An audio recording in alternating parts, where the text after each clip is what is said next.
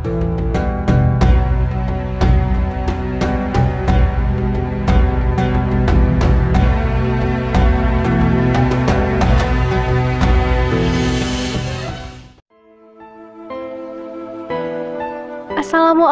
warahmatullahi wabarakatuh. Sebagai umat muslim, kita sudah tahu bahwa Islam adalah agama rahmatan lil alamin. Bersama kami kita akan selalu berbagi berbagai hal tentang Islam. Inilah kisah Islam telah kami rangkum. Bersama Islam History selalu hadir untuk berbagi.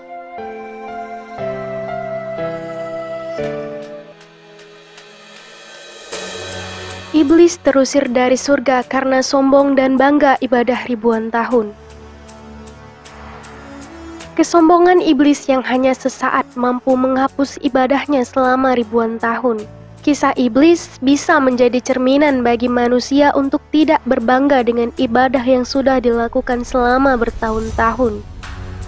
Karena sesungguhnya mudah bagi Allah Subhanahu wa Ta'ala untuk menggelincirkan setiap umatnya yang dikehendaki pada kesesatan. Dan mudah juga bagi Allah memberikan hidayah meski umatnya telah berbuat dosa selama hidupnya. Mengutip kitab Tafsir Marah Labid atau yang masyhur dikenal dengan Tafsir Al-Munir karya Imam An-Nawawi Al-Battani, serta dinukilkan dari Hasyiat Asy-Syawi atas Tafsir Al-Jalalain. Dalam sejumlah riwayat terungkap, konon iblis adalah penjaga surga dalam kurun waktu 40.000 tahun. Ia pernah hidup bersama dengan malaikat selama 80.000 tahun dan tawaf mengelilingi arsy bersama para malaikat selama 14.000 tahun. Iblis tidak merasa lelah atau mengeluh dalam menjalankan perintah Allah Subhanahu wa Ta'ala. Iblis menjalankan dengan ikhlas, tidak ada niat apapun kecuali karena Allah semata. Pada masa itu, malaikat dan lainnya memberi gelar Al-Aziz atau makhluk Allah yang termulia kepada iblis. Ada juga yang memberi gelar Azazil atau panglima besar malaikat.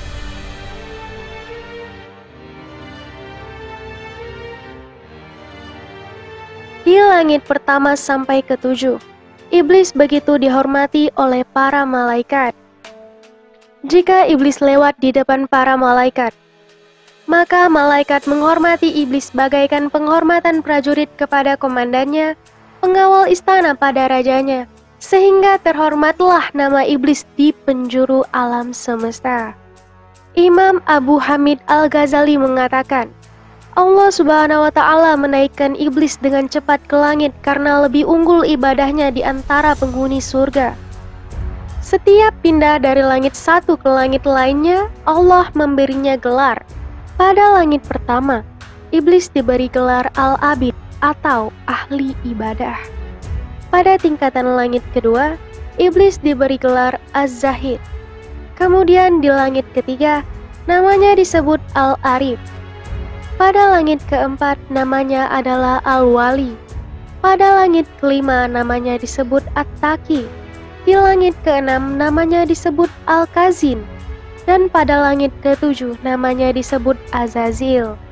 Namun, di dalam Lauhul Mahfud namanya berubah, bukan nama sesuai prestasi ibadahnya.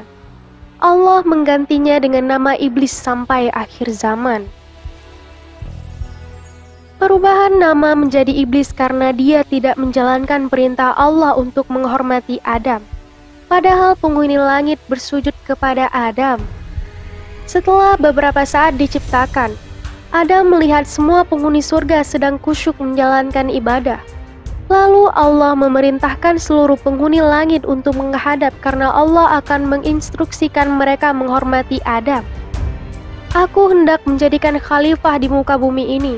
Firman Allah seperti dikisahkan surat Al-Baqarah ayat ke-30.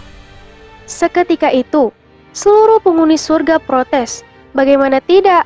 Adam yang baru saja diciptakan dan belum teruji kualitas ibadahnya tiba-tiba mesti dihormati. Karena alasan itulah para penghuni surga pun protes. Salah satu di antara penghuni surga berkata seperti yang diabadikan dalam surah Al-Baqarah ayat ke-30. Apakah engkau hendak menjadikan orang yang merusak dan menumpahkan darah di sana, sedangkan kami bertasbih memujimu dan menyucikan namamu?" Mendengarkan perkataan malaikat itu, Allah menjawab, "Sungguh aku mengetahui apa yang tidak kalian ketahui." Setelah itu, Allah menunjukkan kelebihan Adam kepada seluruh penghuni langit. Meski baru diciptakan, Adam lebih banyak mengetahui daripada penghuni langit yang lebih dahulu diciptakan.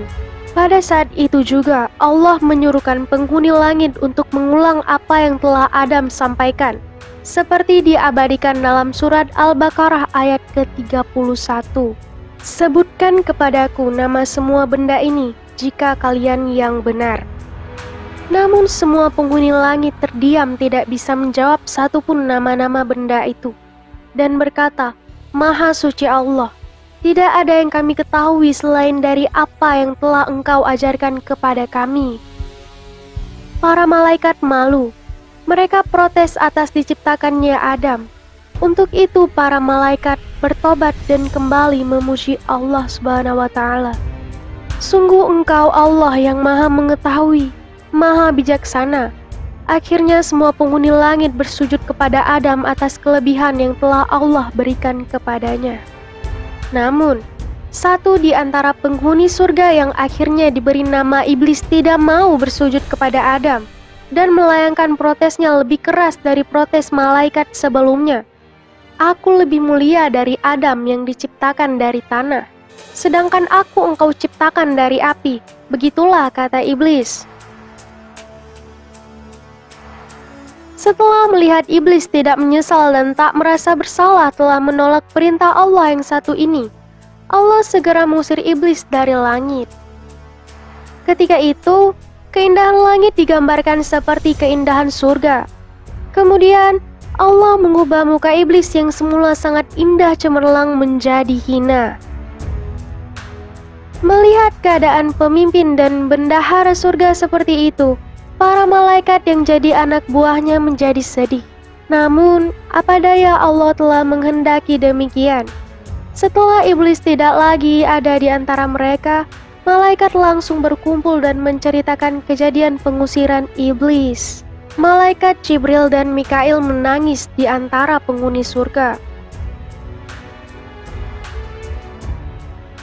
Melihat malaikat yang ditugasi sebagai pengantar wahyu dan pemberi rezeki itu menangis, Allah bertanya, "Apakah yang membuat kamu menangis?" Dengan penuh rasa hormat mereka menjawab, "Ya Allah, kami tidaklah aman dari tipu dayamu." Kemudian Allah kembali berfirman kepada malaikat, "Begitulah aku, jadilah engkau berdua tidak aman dari tipu dayaku." Disinilah awal perubahan sikap Iblis yang tidak menaati perintah Allah. Begitu diusir dari surga, Iblis mengajukan satu permintaan kepada Allah agar dapat menggoda manusia sampai akhir zaman. Permintaan tersebut pun dikabulkan. Iblis berkata, "Ya Tuhanku, beri tangguhlah aku sampai hari mereka dibangkitkan." Allah berfirman, "Sesungguhnya kamu termasuk orang-orang yang diberi tangguh sampai kepada hari yang telah ditentukan waktunya, hari kiamat." Iblis menjawab, "Demi kekuasaan Engkau, aku akan menyesatkan mereka semuanya." Quran surat ke-38 ayat 79 sampai 82. Iblis berjanji dengan berbagai daya dan upaya untuk menyesatkan umat manusia hingga hari kiamat kelak. Inilah mengapa Iblis diberikan umur panjang dan kemampuan beranak pinak dengan cepat. Tiap kelahiran satu anak manusia, maka lahirlah keturunan Iblis. Namun, begitu manusia meninggal, Iblis tetap hidup.